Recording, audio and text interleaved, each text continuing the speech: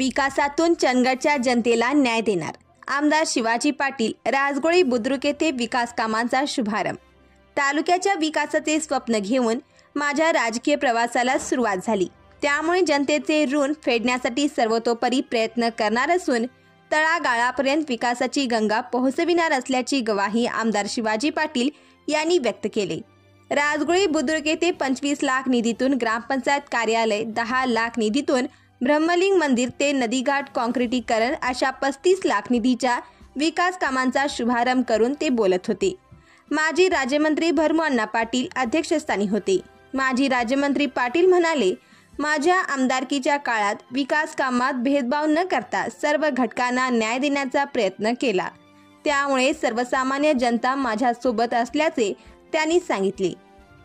यावेळी सरपंच कविता पाटील, माजी सभापती यशवंत सोनार, जिल्हा परिषद माजी सदस्य मल्लिकार्जुन मुगेरी, लक्ष्मण कडोलकर, दशरथ मुरकुटे, रवींद्र देसाई, गडिंग्लज कृषी उत्पन्न बाजार समितीचे संचालक भाऊक गुरव, दत्तात्रय पाटील, भीमराव जरळी, मारुती जरळी, संतोष चौगुले व मान्यवर उपस्थित होते।